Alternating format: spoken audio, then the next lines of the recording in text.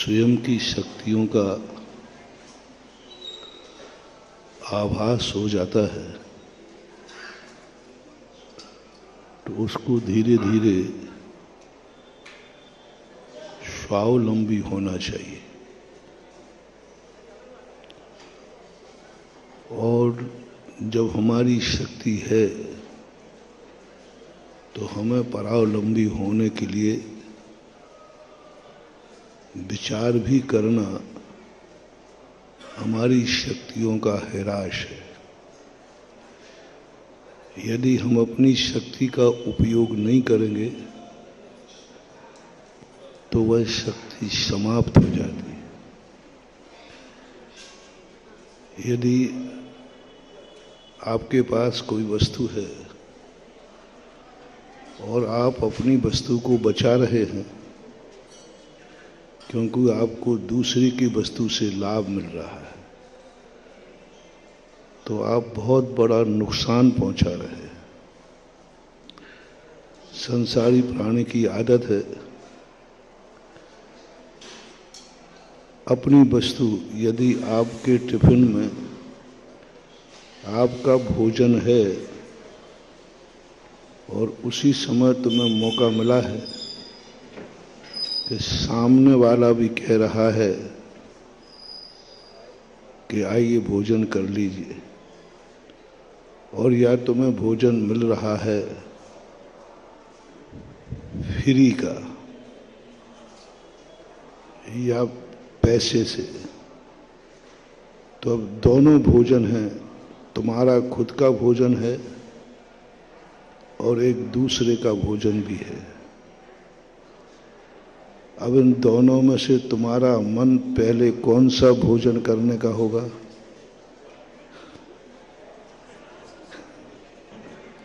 अब महाराज अपना तो बचाएंगे, दूसरे का जब मिल रहा है तो क्यों?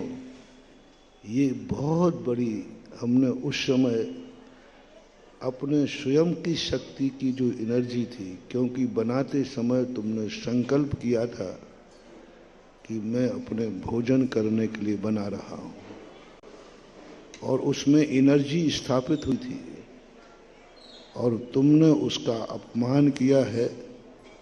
उस समय ये स्थिति बन जाएगी कि एक दिन तुम्हें भूख तो लगेगी लेकिन भोजन नहीं होगा।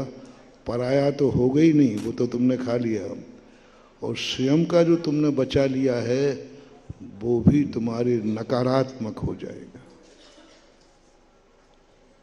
नकारात्मक हो जाएगा, क्योंकि तुमने पर वस्तु को ग्रहण करने का भाव किया। कर्म सिद्धांत ऐसा है कि जैसे बैल होता है, दो बैल हैं, एक बैल इतना उद्दंड होता है कि उसको स्वयं का घास डालो तो वो नहीं खाता, दूसरे के घास को खाने का प्रयास करता है, क्योंकि वो सामने वाला कमजोर है। अपनी घास को तो वो उपेक्षा करेगा, पैरों से रौंदेगा, और दूसरे के बैल की डली हुई घास के हिस्से को वो खाता है। उसमें उसको अहंकार होता है, एक सुकून मिलता है कि देखा मैंने दूसरे का खा लिया, दूसरे का ले लिया। लेकिन जब किसान को ये पता चलता है कि इस बैल ने अपनी घास तो खाई नहीं और अपनी घास तो पैरों से रौंद दिया और दूसरे की घास को इसने, तो फिर उसको वो इतना टाइट कस देता है, नाक की नथ को इतना टाइट बांध देता है कि वो स्वयं की घास खाने लायक नहीं रहता है। एक उदाहरण है ये, एक उदाहरण है, एक उदाहरण मात्र है, लेकिन कोई भी उदाहरण है, दृष्टांत है तो उसका कोई दृष्टांत जरूर होता है। कोई भी दृष्टांत दृष्टांत से रहित होता ही नहीं। आपका दृष्टांत क्या है? यही दृष्टांत है कि हमारी आत्मा में कर्म भी ऐसा ही करता है। जब हमारे पुण्य का उदय है और हम अपने पुण्य को तो ग्रहण कर नहीं रहे, दूसरे के पुण्य में पार्टनरशिप कर रहे, दूसरे के पुण्य में हम भागीदार बन रहे हैं, तो हमारा पुण्य छीन होगा, क्योंकि उसको तो निर्जरा को प्राप्त होना ही है। हमने अपने पुण्य का उपयोग नहीं किया। असमर्थ की बात नहीं कर रहा हूं, असमर्थ में तो कोई बात नहीं। जैसे हमने कल कहा था, परसों, हम भगवान बनने में असमर्थ हैं, तो हम भगवान की छाया में भगवान के पुण्य से हम असमर्थ हैं, तो गुरु के पुण्य से हम असमर्थ हैं, तो जिनवाणी के पुण्य से अपनी जिंदगी को आगे बढ़ाएंगे। लेकिन हम समर्थ की बात कर रहे हैं। समर्थवान व्यक्ति अपने पुण्य का उपयोग करेगा। तीर्थंकर इतने समर्थवान होते हैं, वे भगवान का आलम्बन नहीं लेते, नमोकार मंत्र का आलम्बन नहीं लेते, क्योंकि वे स्वयं समर्थ हैं। स्वयं समर्थ हैं, हर चीज में समर्थ हैं। यदि वो पर का आलम्बन ले लेंगे तो उनकी शक्तियां क्षय को प्राप्त हो जाएगी। तो सबसे पहले मोटिवेशन है अपनी शक्ति को पहचानो। हम में सोचने की शक्ति है, देखने की शक्ति है, उस शक्ति का उपयोग करो। हम कितना अपने आप को मानते हैं, हमारी कितनी ताकत है। एक कदम की ताकत है तो एक कदम बिना सहारे के चलो। हमारे लिए जितना देखने की ताकत है, अपनी आंखों से देखो, और अपनी शक्तियों का जब हम उपयोग करेंगे, हमारी शक्तियां बढ़ेंगी। पुण्य का उपभोग नहीं, पुण्य का उपयोग।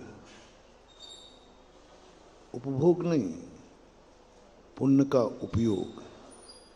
धन का उपभोग नहीं, धन का उपयोग।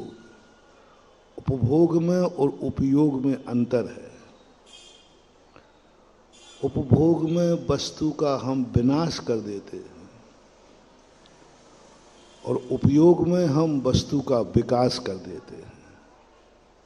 हम पुण्य का उपभोग तो करते हैं, लेकिन पुण्य का उपयोग नहीं करते। हम आंख का उपभोग कर रहे हैं, उपयोग नहीं कर रहे। आंख हमारे लिए मिली थी उपयोग के लिए, और हमने कर दिया उपभोग। और जैसे जैसे उपभोग की तरफ हम बढ़ते जाते हैं, हमारी खुद की शक्तियां समाप्त हो जाएंगी। इसलिए दो चीजों पर विचार करना। अपनी वस्तु का उपभोग किए बिना दूसरे की वस्तु का उपभोग करना, अपनी वस्तु से तुम वंचित हो जाओगे। किसी भी चीज में उपभोग के भी दो भेद कर रहा हूं। पहला तो अपनी जिंदगी में यदि तुम उपभोग ही करना चाहते हो, तुम अपने पुण्य से अपने जीवन को मौज मस्ती में ले जाना चाहते हो, मनोरंजन में ले जाना चाहते हो, तो एक नियम करो कि हमारी पास जितनी वस्तु है, हम उतना ही उपभोग करेंगे। जिसे हमारे शास्त्रों में कहा संतोष। हमारे पास 100 रुपया है तो हम 100 से का ही उपभोग करेंगे। हम 100 रुपये से ही अपना मनोरंजन करेंगे, 100 रुपये का ही हम भोजन करेंगे, 100 रुपये लेकर के ही हम बाजार जाएंगे। 100 रुपया तुम अपने खुशी के लिए करो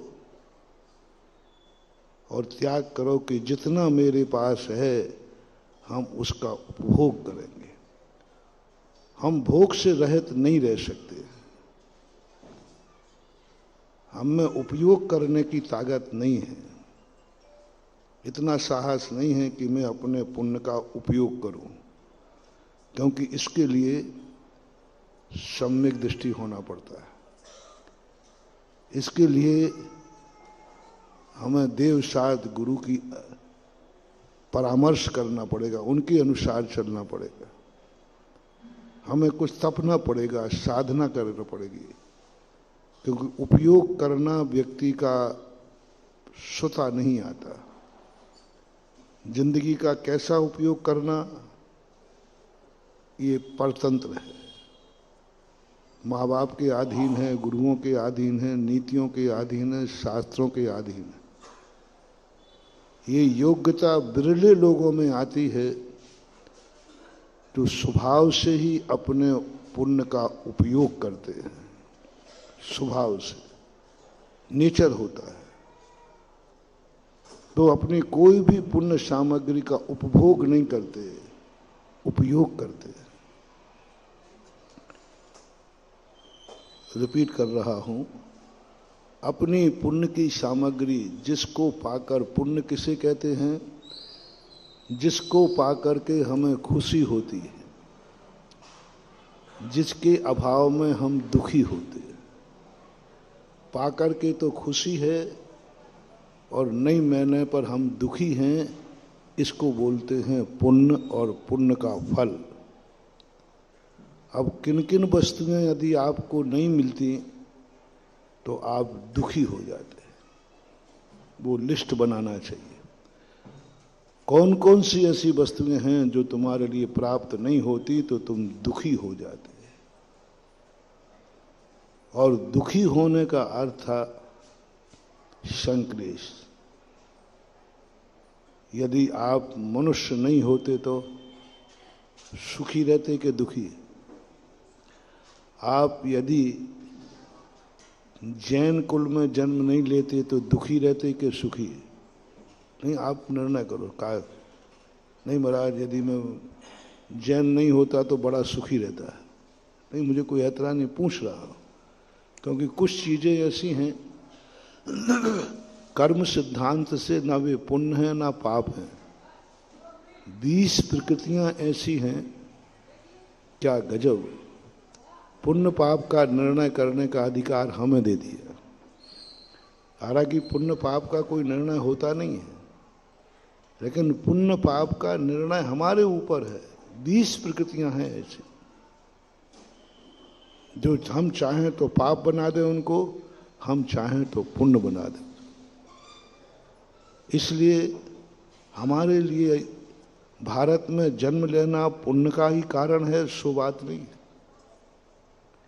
यदि तुम्हारे मन में ललक है काश मेरा जन्म अमेरिका में होता, तो भारत में जो जन्म आपने लिया है ये पाप में परिणत हो गया। अब ये भारत में जन्म लेना आपको दुख का कारण बन गया, और जो दुख का कारण बनता है उसी का नाम पाप है, उसी का नाम अशुभ है। तुम्हारे पुण्य का उदय नहीं है, तुम्हारे शुभ का उदय नहीं है, क्योंकि तुम भारत में जन्म लेने से सुखी हो रहे कि दुखी? यदि दुखी हो रहे हो तो आपके पाप कर्म का उदय है, क्योंकि पुण्य कर्म दुखी नहीं करता, पाप कर्म करता है। और अमेरिका में जन्म लेने की बात आप कर रहे हो तो वहां जन्म लेना। अब हमारे हाथ में है कि हमारा जन्म पुण्य के उदय से हुआ कि पाप के उदय से। बहुत बड़ा मोटिवेशन है। आपका जन्म भारत में हुआ पुण्य के उदय से कि पाप के उदय से? यदि आपने अवभाग्य मान लिया कि मैं धन्य हूं जो पुण्य के उदय से मेरा भारत में जन्म हुआ, तो आपका जन्म पुण्य के उदय से हुआ। और आपने मान लिया कि मेरा जन्म भारत में हो गया, अमेरिका में होना चाहिए, तो वही जन्म आपका पाप का उदय माना गया। दोनों भाई हैं, एक पुण्य मान रहा है और एक पाप। कोई अंतर नहीं दोनों में, क्योंकि तुम्हें फीलिंग कर ली ना। पुण्य और पाप कुछ प्रकृतियां जीव विपाकी होती हैं। तुम्हें कैसा लग रहा है, तुम्हारे भी नहीं। धर्म भी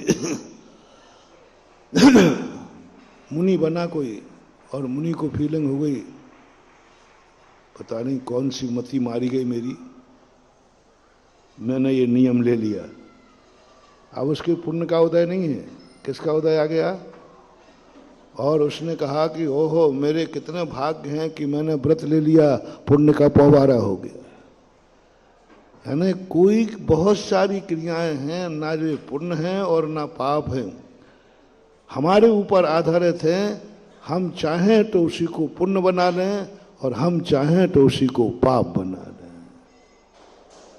मनुष्य बने हो आप, मनुष्य पुण्य के उदय से बनता है, लेकिन तुम चाहो ओहो मुझे मनुष्य बन गया, देव बन जाता तो अच्छा था। अब चारों गतियों में से कौन सी गति तुम्हारे लिए पुण्य और पाप है? यदि आपको फीलिंग हो गई कि मुझे मनुष्य नहीं बनना, मुझे देव बनना है, तो आपकी ये मनुष्य गति आपके लिए पाप का रूप बन गई। और ज्ञानी होगा, बोले 84 लाख योनियों में मुझे कोई योनि नहीं चाहिए, मैं मनुष्य बन जाऊं, ये मेरा अवभाग्य है, तो पुण्य का उदय चालू हो गया। आपकी पुण्य की खेती चालू हो गई। कर्म क्या है इससे कोई फर्क नहीं पड़ता। पुण्य के उदय में भी लोग पाप करते हैं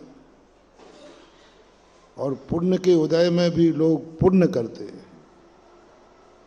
पुण्य की खेती करना है, तुम जब भी तुम्हें कोई वस्तु मिले नाचो, अवभाग्य मानो, धन्य मानो, आपकी पुण्य की खेती चालू हो गई। और आपने कोसना चालू किया,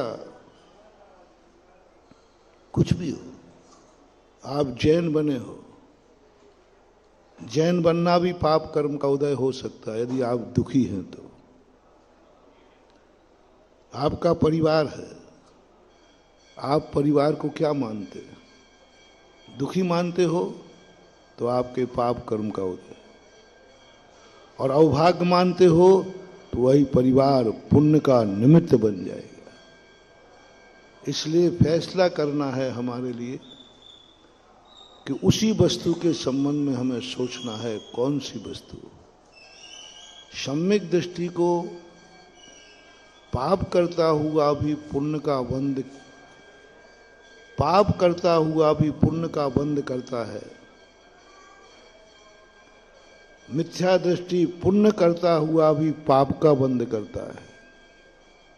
क्रिया पुण्य की कर रहा है, पुण्य के फल को भोग रहा है, और बंध पाप का कर रहा है। मात्र इतना कारण से कि उसे पुण्य की क्रिया में आनंद नहीं आ रहा है, पुण्य की क्रिया के बदले वो पाप में आनंद मान रहा है। उसे रत्नत्रय का आनंद नहीं आ रहा है। रावण कहता है रत्नत्रय से भी बड़ा बलिदान चढ़ाता हूं, मुझे 3 खंड का राज्य चाहिए। और सम्यक दृष्टि कहता है कि जितना उसका पुण्य का उदय संसार बढ़ता है, 3 खंड का राज्य उसे मिलता है, और वो कहता है भगवान मैंने कौन सी गलती कर दी, इस पुण्य के फल में अटक गया। मैंने ऐसा क्या पुण्य कर लिया, मेरे से छूट नहीं रहा है। पुण्य का फल जब भोगते समय व्यक्ति को खेद हो जाए समझ लेना उसका कल्याण बहुत जल्दी होने वाला है। पुण्य के फल को भोगते समय आनंद आ जाए, समझ लेना इसके मिटने के दिन आ गए। 4 ध्यान कहे जाते हैं, शुक्ल ध्यान, धर्म ध्यान, आर्त ध्यान और रौद्र ध्यान। सबसे निकृष्ट ध्यान रौद्र ध्यान है। सबसे निकृष्ट ध्यान रौद्र ध्यान है। और रौद्र ध्यान की परिभाषा बड़ी विचित्र है।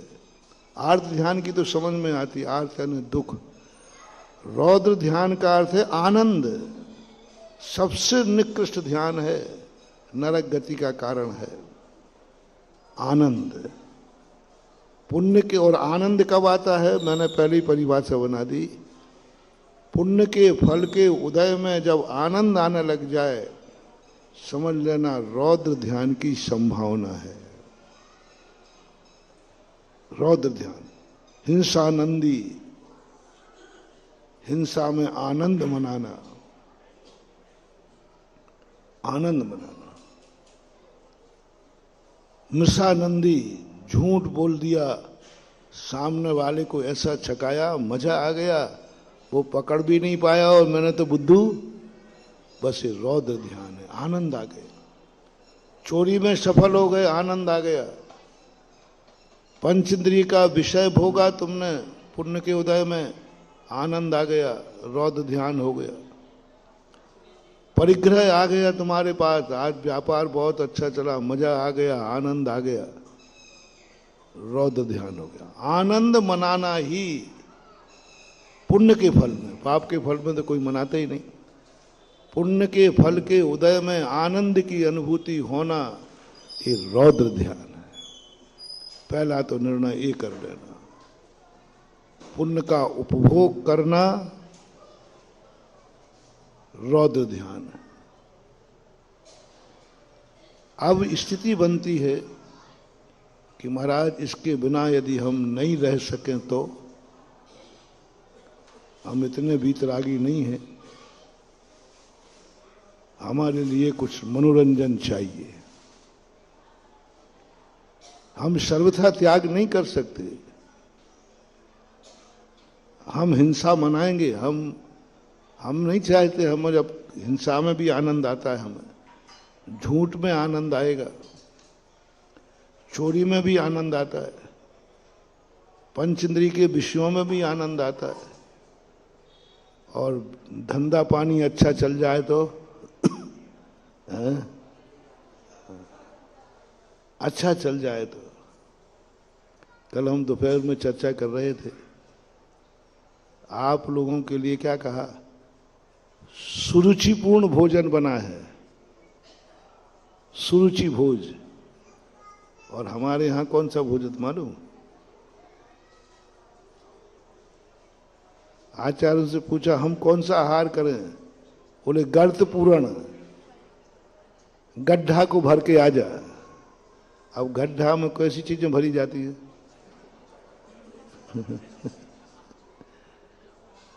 क्या सब दे दिया। तुम्हारे लिए क्या उपमाएं दी, सुरुचि भोजन, 56 भोग, सटरस भोजन, ये सब दिए। और हमारे लिए दिया गर्त पूर्ण, गड्ढे को भर के आ जा।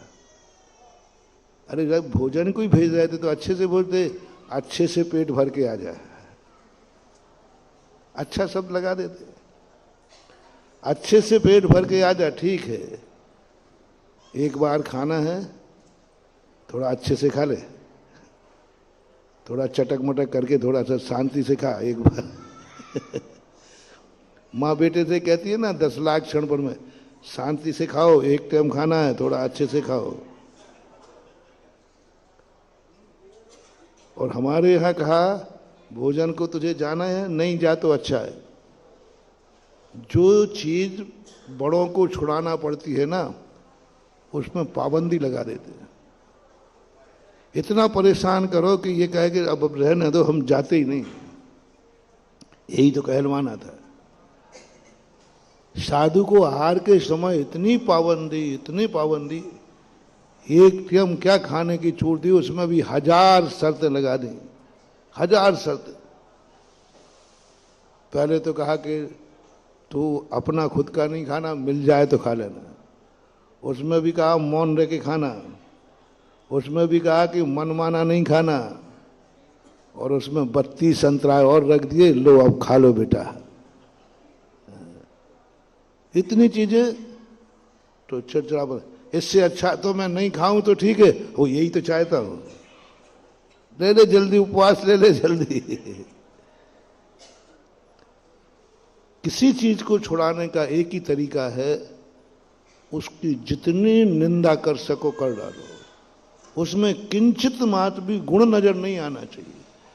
गुण नजर आएगा तो राग भाव बढ़ेगा। इसलिए जिन जिन चीजों को छुड़ाना है जिनवाणी को, उनकी जम के निंदा करती है और निकृष्ट शब्दों का प्रयोग करे। गड्ढा भरना, भोजन कोई गड्ढा भरने की चीज? भोजन कोई गड्ढा भरने की चीज है? भोजन तो मजे से खाने की चीज। और कह दिया गड्ढा भर के आ जाए। तो ये स्थितियां तुम्हारी यदि कभी बनती हैं क्योंकि तुम ग्रस्त हो, तो जिनवाणी का जो दूसरा पक्ष में दे रहा हूं, पहला तो अपने पुण्य के उदय का उपभोग नहीं करूंगा मैं, ऐसा तुम्हारा मन हो जाए कि मैं पुण्य का उपभोग नहीं करूंगा, उपयोग करूंगा, लेकिन तुम नहीं कर सकोगे। तो जिनवाणी ने गृहस्थों को कहा, चलो उपभोग करना, लेकिन स्वयं के पुण्य का उपभोग करना, दूसरे की वस्तु का उपयोग नहीं करना।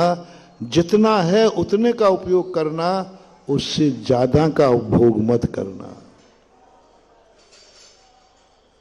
किसी को भी नहीं मारना, जो तुम्हें मारने आए तो भली मार देना।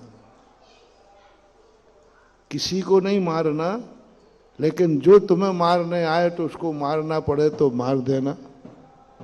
इतनी खुशी मनाने की छूट दे दी। विरोधी हिंसा, झूठ दूसरे को फंसाने के लिए मत बोलना। मेरा बिना झूठ के नहीं चलेगा, ठीक है, दूसरे को फंसाने के लिए झूठ मत बोलना। अपने आप को बरी करने के लिए झूठ बोल देना चलेगा। यदि मैंने सही बोल दिया तो फंस जाऊंगा। यदि मैंने अदालत में सही बोल दिया तो जेल हो जाएगा। यदि मैंने सही बोल दिया तो जिनवाणी कहती है, ठीक है, अपने को बचाने के लिए झूठ बोलना पड़े तो बोल देना चलेगा, लेकिन दूसरे को फंसाने के लिए झूठी गवाहे मत देना। झूठ का उपयोग अपने को बचाने में ग्रस्त कर सकता है। हिंसा का प्रयोग अपने को बचाने में कर सकता है। अपने को बचाने में कर रहा है। झूठ बोलेगा अपने को बचाने के लिए, अपने धन को बचाएगा, अपने परिवार को बचाएगा, स्वयं को बचाएगा, झूठ बोल करके। अपनी इज्जत भी बचाएगा झूठ बोल करके। मैंने ऐसा किया तो है और मैंने कह दिया तो मेरी इज्जत, तो वो झूठ बोल दिया मैंने ऐसा, चलेगा। क्योंकि इसमें भाव क्या है तुम्हारा? अपने आप को, आपके बेटे ने गलत किया, नहीं किया ही नहीं गलत, क्योंकि वो क्या है, तुम्हारा बेटा है ना। उसको बचाने के लिए तुमने झूठ बोल दिया, कोई बात नहीं, गृहस्थों को आगम में चलेगा। अपने परिवार को, अपनी कुल की, अपनी जाति की, अपनी स्वयं की इज्जत बचाने के लिए, धर्म की इज्जत बचाने के लिए तुमने झूठ का आलम्बन लिया, चला करके बुद्धिपूर्वक चलेगा, चलेगा। लेकिन यदि तुमने थोड़ा भी दूसरे को फंसाने के लिए झूठ का आलम्बन लिया तो बेटा फिर बेड़ा गर्क है, महारौद्र ध्यान, फिर वो नरक का कारण बन गया। तुमने झूठी गवाही दी दूसरे को फंसाने, दूसरे की इज्जत को मिटाने के लिए झूठ बोल दिया तुमने। उसने ऐसा कहा नहीं था, और तुम्हें मालूम था यदि मैंने इसकी बोल दिया ना तो इसकी इज्जत धूल में मिल जाएगी। तुमने उसको फंसाने के लिए, दूसरे की इज्जत धूल में मिलाने के लिए झूठ का सहारा लिया। उस समय तुम्हें नियम से नरक गति का ही बंद हो रहा। भी मत लगाना, भी मत लगाना, क्योंकि तुमने दूसरे को फंसाने के लिए, तुम्हारी गवाही पर उसकी जिंदगी बर्बाद हो जाएगी, तुम्हें कुछ नहीं मिलना। समझ रहे हो ना? मैंने झूठी गवाही दे दी तो मैं बच जाऊंगा, मैंने झूठी गवाही दे दी तो मैं बच जाऊंगा, मेरी इज्जत बच जाएगी, मेरा बेटा बच जाएगा, मेरा भाई बच जाएगा, मेरा दोस्त बच जाएगा, मेरी समाज बच जाएगी। एक्स वाई, तुम्हें नरक गति का बंद नहीं होगा। रौद्र ध्यान तो कहलाएगा, लेकिन नरक गति का बंद नहीं होगा। अब यही झूठ मैंने यदि जो गवाही दे दी, इसको निश्चित जेल हो जाएगा। तुम्हें कुछ मिलेगा नहीं, मुझे कुछ नहीं मिलेगा, बस ये फंस जाए तो मुझे मजा आ जाएगा। तुम्हें कोई लाभ उसके बचने से, उसके जेल जाने से तुम्हारी कोई इज्जत बढ़ेगी नहीं, तुम्हारे लिए कोई लाभ कुछ नहीं, बस उसको जेल हो जाए, हम मजा आ जाएगा। ये गलती मत करना महानुभाव। मुझे कोई इज्जत नहीं बढ़ेगी, लेकिन मेरे बोलने से उसकी इज्जत धूल में मिल जाएगी। मैंने यदि कह दिया तो समझ लेना कि इसको कोई पूछने वाला नहीं मिलेगा, क्योंकि मेरा समाज में प्रभाव है। अब ये परिणाम तुमने आकर झूठ बोला, समझ लेना चाहिए इस झूठ में तुम्हें उस समय नरक गति का ही आश्रय हो रहा है। उस समय आयु बंद हो गया तो तुम्हें नरक ही जाओ। चोरी तुमने की है, उससे तुम्हें विकल्प आया धंधे पाने, लेकिन चोरी तुमने की है दूसरे को मिटाने के लिए, दूसरे के धन को भोगने की। अपने धन को भोगो, चोरी से भोगो। धन किसका है? स्वयं का है, स्वयं की कमाई है। सबके सामने तुमने खुद कमाया है और तुमने कहा मैंने खुद कमाया है, लाख रुपया कमाए, तुमने खाते में 10,000 ही दिखाए। सुन रहे हो ना? चोरी है। कमाए कितने थे? अकाउंट में कितने दिखाए? क्यों? 90,000। अरे महाराज जी देखो, आप समझो बात को जरूरत पड़ती है और वो दिखा देते तो मामला गड़बड़। कोई बात नहीं, तुमने अपनी कमाई को तुमने 90,000 बचाए हैं, चोरी की है। 10,000 तुमने नोट किए हैं, क्योंकि वो कमाई किसकी थी? तुम्हारी खुद की कमाई थी। चलेगा, तुम्हें नरक गति का बंद नहीं होगा। अशुभ तो है, अशुभ तो है, रौद्र ध्यान तो है, लेकिन नरक गति के बंद का कारण नहीं, क्योंकि रौद्र ध्यान मिथ्या दृष्टि को ही नहीं होता, पंचम गुण स्थान वर्ती को भी रौद्र ध्यान होता है, चतुर्थ गुण स्थान वर्ती को भी रौद्र ध्यान होता है, लेकिन चौथे और पंचम गुण स्थान वर्ती को नरक आयु का, नरक गति का आश्रय नहीं होता। ना नरक गति का आश्रय होगा, ना त्रियंच गति का भी आश्रय नहीं होगा, क्योंकि वह सम्यक दृष्टि है, वृत्ति है। लेकिन रौद्र ध्यान है, तो ये रौद्र ध्यान है कि जो तुमने अपनी बचत की, झूठ बोले, सरकार से झूठ बोले। किससे बोले झूठ? रौद्र ध्यान है, लेकिन नरक त्रियंच गति का आश्रय नहीं हो रहा है, क्योंकि वो कमाई तुम्हारी है। चलो एक और बता दो, तुमने खुद की कमाई की है और अपने भाई से छुपा ली, क्योंकि सब संयुक्त फैमिली में थे ना। महाराज आप तो कहते जाओ, आपको सब मालूम है। ऐसा होता है कि नहीं? कमाई तुम्हारी है, इसमें कोई संदेह नहीं। और तुम अपने मम्मी पापा से भी छुपा लिया और भाई से भी छुपा लिया। लाख रुपया थे, नहीं आज कुछ बिक्री हुई नहीं, 10,000। तो भी हालांकि ये निकृष्ट है, हालांकि ये विश्वासघात है, नीति इसको मना नहीं करेगी। नीति इसको मना करती है। नीति कहती है ये नैतिकता नहीं है, ठीक नहीं है, तुम अपनों से छुपा रहे हो, अपनों की चोरी कर रहे हो, तो गलत तो है, लेकिन कमाई किसकी है? तुमने अपनी कमाई भाई से छुपाई है, तुमने अपनी कमाई माँ बाप से छुपाई है, अपनी कमाई पर। तो रौद्र ध्यान है, अनैतिक है, लेकिन नरक गति का आश्रय नहीं होगा। अब देख लिया वही बात, आपने अपने परिवार के कोई दूसरे की संपत्ति को अपने में छुपा लिया, भाई की संपत्ति को चोरी कर ली। कमाई पिताजी की थी और तुमने उसको अपने उपयोग में ले लिया चोरी से। भाई की कमाई थी, उसको तुमने अपने पक्ष में ले लिया चोरी से। ये नरक गति के आश्रय का कारण हुआ, क्योंकि दूसरे की वस्तु को अपने उपभोग में नहीं लेना।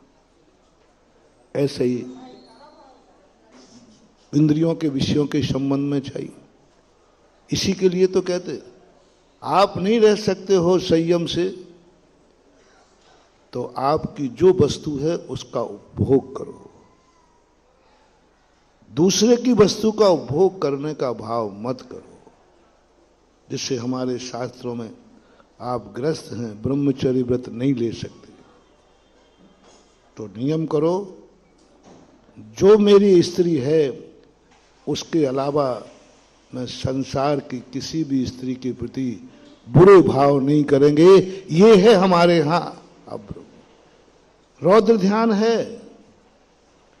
क्योंकि तुम इंद्रियों के विषयों में आनंद मना रहे हो तो रौद्र ध्यान है, लेकिन वो रौद्र ध्यान नरक गति के बंध का कारण नहीं है, क्योंकि तुम पर वस्तु के प्रति उपेक्षा दृष्टि।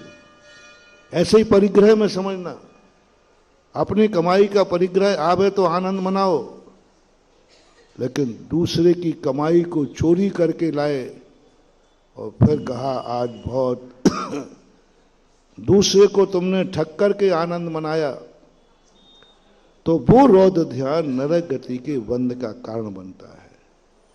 इसलिए आज का मोटिवेशन है कि जो कुछ भी तुम्हारे पास है, पहला निर्णय करो, उपभोग नहीं करूंगा, उपयोग करूंगा। क्या कहा? उपभोग नहीं करूंगा, उपयोग करूंगा। लेकिन तुम ये नहीं कर पाओगे, आप ग्रस्त हैं। ये हम लोग करते हैं। हम लोग अपने पुण्य के उदय का कभी उपभोग नहीं करते, उपयोग करते हैं। इसलिए आपने देखा होगा, साधु स्वयं के कष्ट के लिए अपनी शक्तियों का प्रयोग नहीं करता और अपने पुण्य के उदय का एक चींटी को भी लाभ देने का भाव करता है।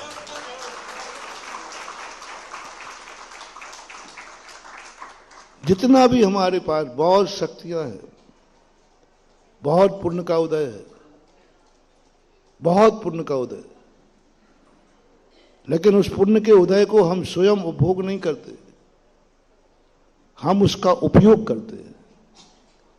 अभी उपयोग की बात बताता हूं। अब यदि आपसे उपयोग नहीं बनता है, उपभोग करना है, तो एक नियम लेना है कि हम अपनी वस्तु का उपभोग करेंगे, पराई वस्तु पर हम कभी नियत खराब नहीं करेंगे। बस इतना सा कर दो। हमारे पास जितना है उतने में संतोष रखेंगे।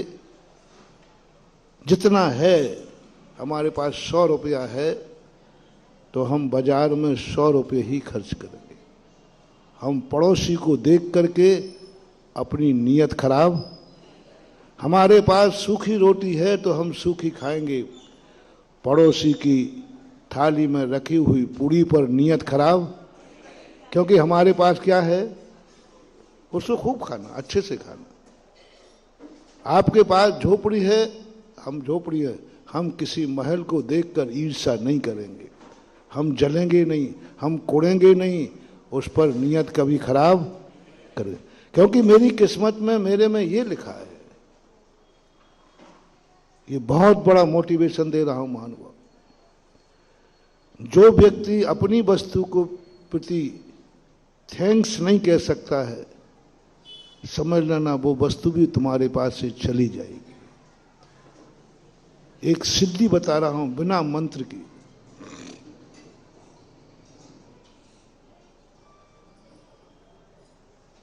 कोई मंत्र नहीं करना, कोई तंत्र नहीं करना, कोई साधना नहीं करना। तुम्हारे पास जो कुछ भी है उसको कभी कोसना नहीं।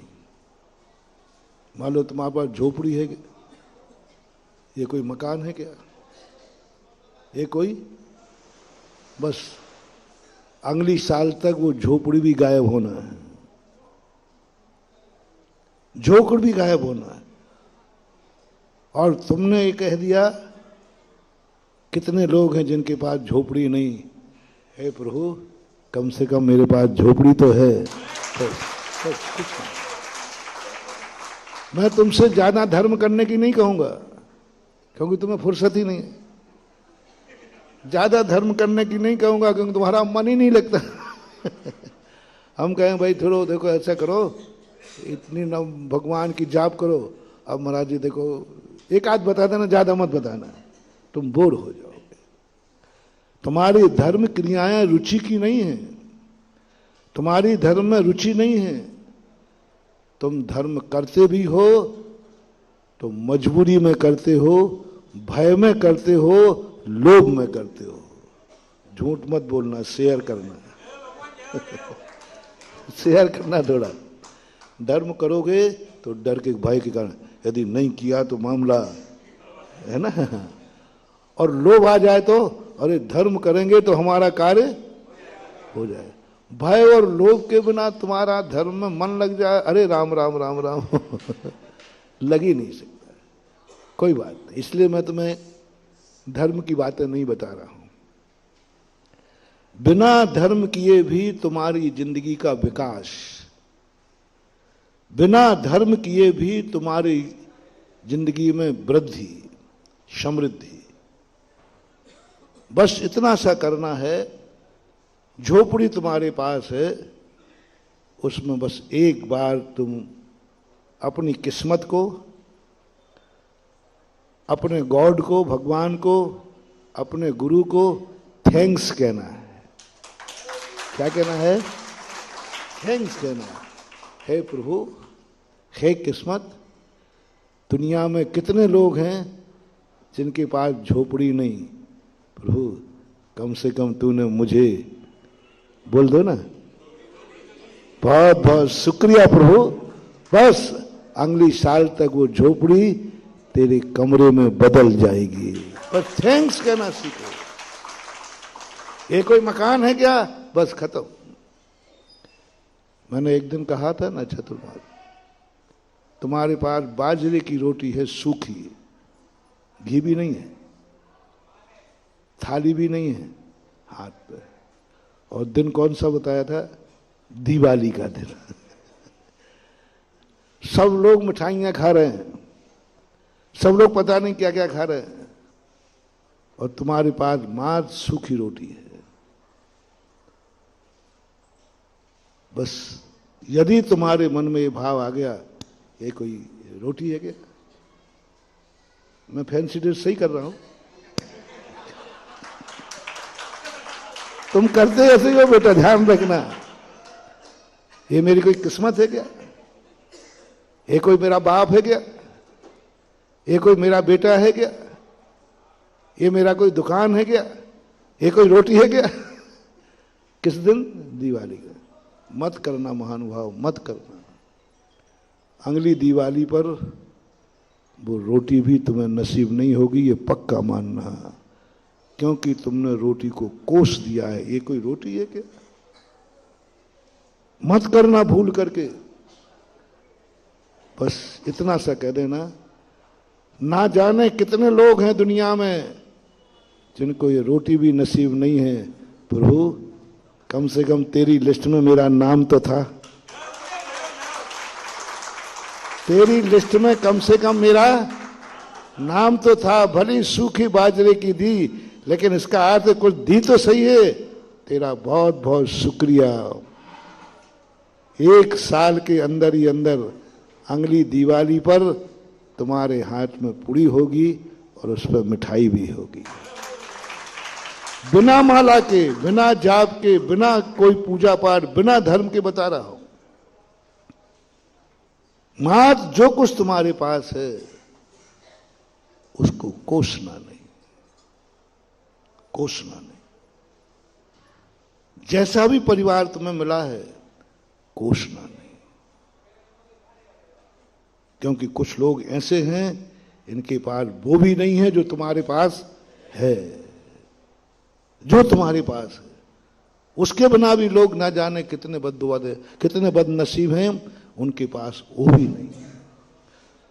जब भी तुम्हें दीन भाव आए, अपने से पीछे वाले को देखना। जब भी तुम्हारे लिए दीन भाव आए, अपने से पुण्यहीन की तरफ देखना। जब भी तुम्हें दीन भाव आए तो तुम्हें लगेगा इससे तो मैं अच्छा हूं। यही विकासवाद है। इसी को हमारी धार्मिक भाषा में बोलते हैं संतोष। और ये संतोष ऐसा चमत्कारी मंत्र है कि सारे मंत्र, चाहे नमोकार मंत्र हो, चाहे गायत्री मंत्र हो, चाहे दुनिया के कितने भी मंत्र हो, सब मंत्रों में श्रेष्ठ मंत्र है संतोष। आप कहते ना मन चंगा, तो इसी का नाम तो संतोष है। संतोष सबसे बड़ी चीज। हम जो हैं, जहां हैं, जैसे हैं, संतुष्ट हैं। और यदि ये अपने अंदर गुण आ गया तो नियम से हम वहां तक पहुंच जाएंगे जहां तक दुनिया पहुंची है। पर पहले तुम्हें बताओ, जो तुम्हारे पास है उसको तुम कोस तो नहीं रहे हो। कोसना बंद करो बस। यदि उपभोग ही करना है तो, अपनी वस्तु का उपभोग ही करना है तो संतोषपूर्वक बोलो। तुम्हारे पास साइकिल है और तुम्हारे बाजू से कोई स्कूटर वाला निकल गया, तुम्हें कैसा लगता है? ये कोई गाड़ी है क्या? उस पर चैन और उतर जाए,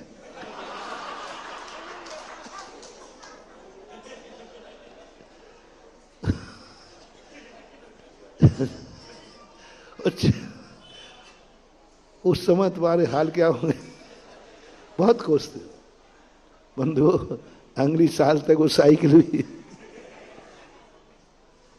साइकिल कहती मैं तुझे ढो रहा हूं, तू मेरा उपयोग कर रहा है, फिर भी मुझे ही नहीं। उपकार मानो गाय उस साइकिल का, कहे साइकिल थैंक्स, कम से कम दुनिया में ऐसे लोग हैं जिनके पास ये भी नहीं है।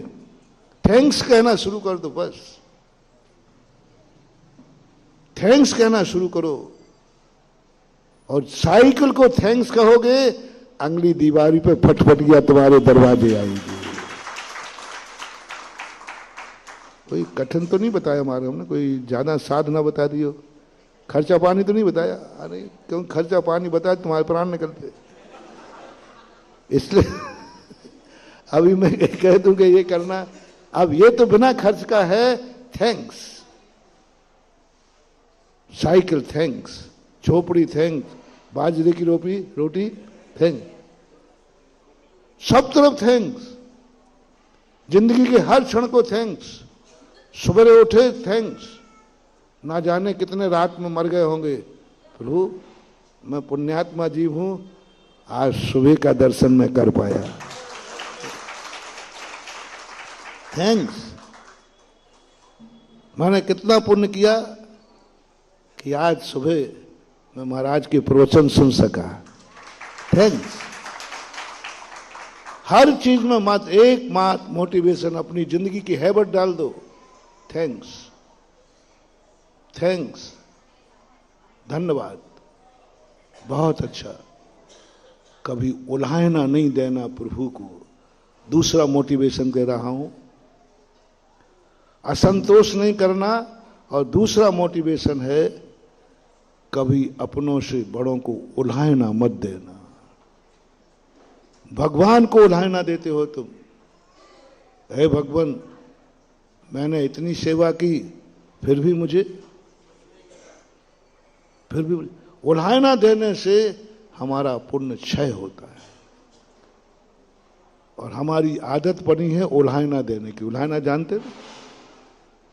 उल्हाना देना, मैंने इतना किया, तुमने क्या किया?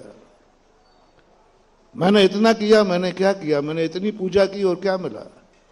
इतने दिन से मैं सेवा कर रहा हूं, मुझे क्या मिला?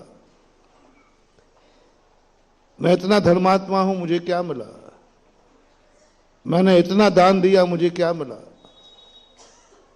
बस ये सारी जो उल्हाना देने की परंपरा है, इससे हमारा पुण्य क्षय होता है।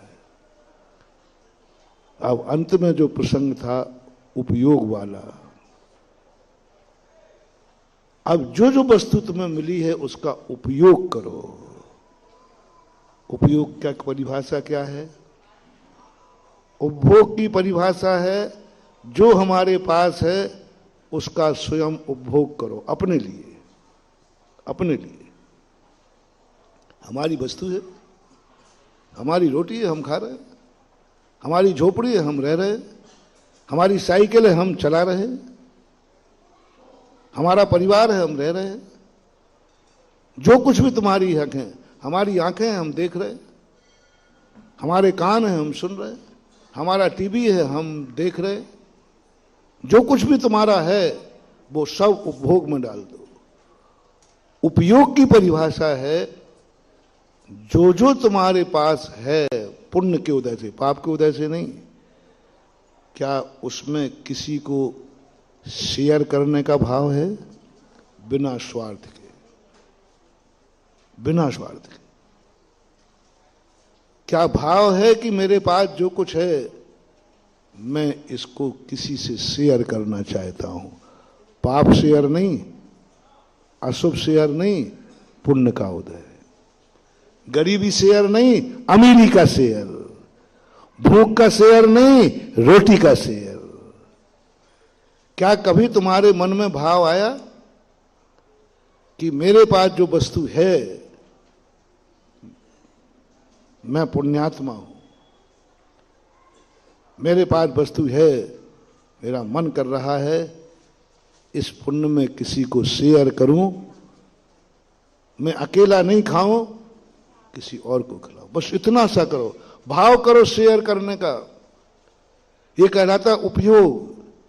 और जैसे ही तुम्हारे पास कुछ भी नहीं है, मैं ये नहीं कह रहा हूं कि तुम्हारे पास क्या, अमीर की बात नहीं, एक दाना भी है तुम्हारे पास गेहूं का, पहली बात तो है 31 तारीख को कोई खतरा नहीं है, मित्र योग बन रहा है। ये जो अफवाहें उड़ाई जा रही हैं, इनसे आप बिल्कुल भी बेफिक्र रहें।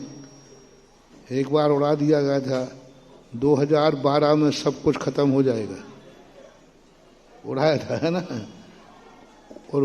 और 2011-13 में भली कुछ हुआ, और 2012 में कुछ नहीं हुआ।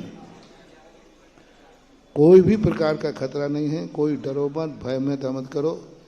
ये सब पूजा पाठ करने वाले लोग होते हैं, जिससे लोग सोचते हैं कि हम ऐसा उड़ा देंगे तो फिर इसके शांति का उपाय क्या है? तो फिर वो कहें इसके शांति का उपाय है कि एक गिलहरी सोने की बना के चढ़ा दो। तो कोई नहीं है, कुछ भी नहीं, कोई विकल्प नहीं करना। चलो फिर भी एक कोई मानसिक साइकोलॉजी है। तो हमने एक तुम्हें सूत्र दिया है कि तुम एक नियम कर लो कि 31 जनवरी और 1 तारीख को हम गलत स्थान पर नहीं जाएंगे, हम धार्मिक स्थान पर जाएंगे। हम गलत कार्य नहीं करेंगे, धार्मिक करेंगे, तो चिंता मत करना, ऐसा चमत्कार होगा जैसे अमावस्या के दिन महावीर स्वामी को दिवाली हो गई। इसलिए यही तो मैं इतने दिन से कह रहा हूं कि जो कुछ शुभ दिन होते हैं उस दिन शुभ कार्य करो। जो तुम्हारी साइकोलॉजी बनी है कि हमारा 1 जनवरी साल का नया वर्ष है, तो नए दिन आप कोई गलत कार्य मत करो। यदि नक्षत्र और अशुभ शुभ भी होगा, महायोग भी होगा, और उस दिन तुमने कोई गलत कार्य किया तो अशुभ भी शुभ हो जाएगा, अमृत भी जहर बन जाएगा। और यदि आपने ये कर लिया कि नहीं, मैं 1 जनवरी को और इस साल के लास्ट दिन 2 दिन हम धर्ममय व्यतीत करेंगे, हम गुरु के पास जाके व्यतीत करेंगे, हम तीर्थ क्षेत्र पे जाके गुरु करेंगे, हम मंदिर में भक्तांबर पाठ करेंगे, हम इतने अच्छे परिणामों से परिवार के साथ धर्म करेंगे, तो ये मेरा दावा है कि अशुभ दिन भी, अशुभ तिथि भी, अशुभ योग भी तुम्हारी जिंदगी में दिवाली बन जाएगी। ये शास्त्रों में है। सबसे बड़ा तो अमावस्या देखो कितनी अशुभ है, लेकिन महावीर स्वामी का पुरुषार्थ। जब भी कभी तुम्हें ऐसा मन में भी भाव आ जाए, बस तुम अशुभ को छोड़ देना, शुभ में प्रवृत्त हो जाना। ये नक्षत्र भी, ये योग भी अशुभ को शुभ में बदल देते हैं। पहली बात तो कोई किंचित मात्र भी किसी को डरने की जरूरत नहीं है। मेरे पास आया था, मैं अभी पंचांग लेके आया हूं। तो पंचांग में जिनको देखना आता हो वो देख लें, इसमें पृष्ठ संख्या देख लें। मैं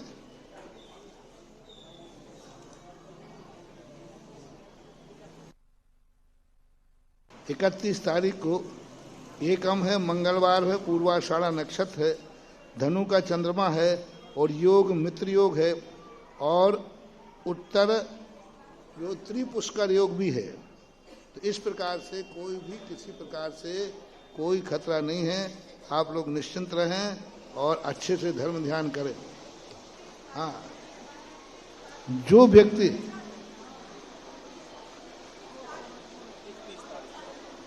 अच्छा, हाँ, लेकिन एक जरूर थोड़ा मैं तुम्हारे ऊपर तलवार लटका दूं थोड़ी सी।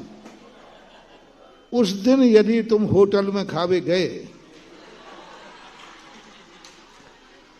उस दिन यदि तुमने जुआ खेला, उस दिन तुमने शराब पी, उस दिन तुमने गुटखा खाया, उस दिन तुमने गलत किया, तो फिर मेरी जिम्मेवारी नहीं है।